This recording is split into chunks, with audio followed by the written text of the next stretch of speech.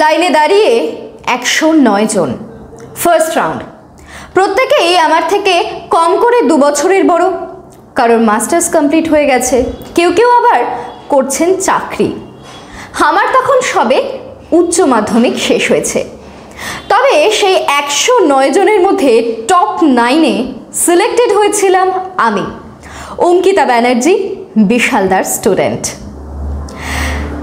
Media ফিল্ডের interview বাকি সব ধরনের ইন্টারভিউয়ের থেকে একেবারে আলাদা।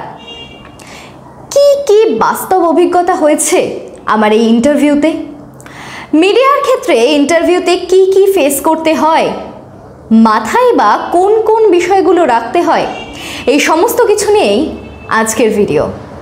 জার্নালিজম ফিল্ডে ইন্টারভিউয়ের ক্ষেত্রে যে বিষয়টা মাথায় রাখা দরকার সেটা হচ্ছে মার্কস নয়, দেখা হয় ট্যালেন্ট, দেখা হয় স্কিল।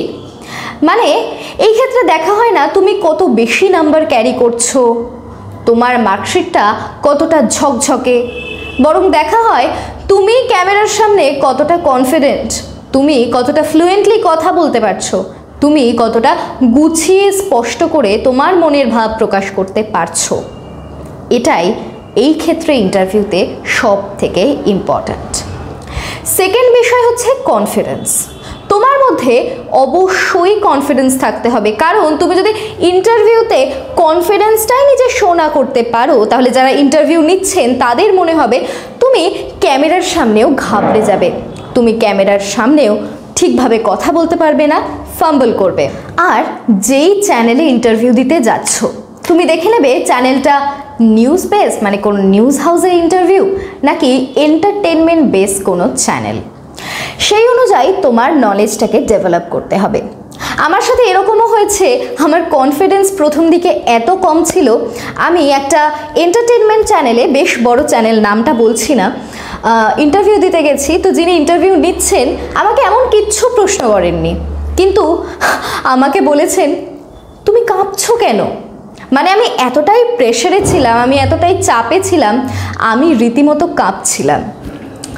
কিন্তু তারপরে অভিজ্ঞতা জমতে জমতে জমতে জমতে এরকমও হয়েছে যে একটা ইন্টারভিউতে সবাই যাচ্ছে, তাদের কথা 1 মিনিটও পুরোপুরি শুনছে না, তাদেরকে বলছে ঠিক আছে আসতে পারো।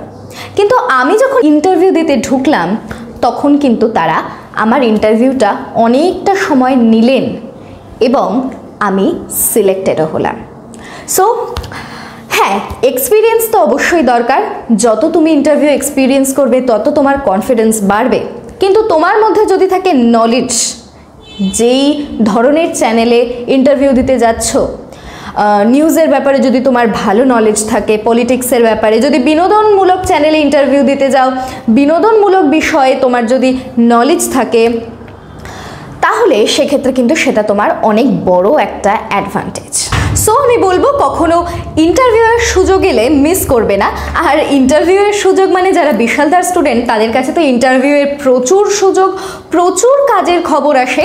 তো ইন্টারভিউয়ের সুযোগ কখনো মিস করবে না, কারণ ইন্টারভিউ দিতে গিয়ে তুমি 1 বার মুখ থুবড়ে পড়বে, 10 বার মুখ থুবড়ে পড়বে, কিন্তু 11 বারের বার তুমি ঠিকই ক্লিক করতে পারবে, ইন্টারভিউ ক্র্যাক করতে পারবে। So all the best.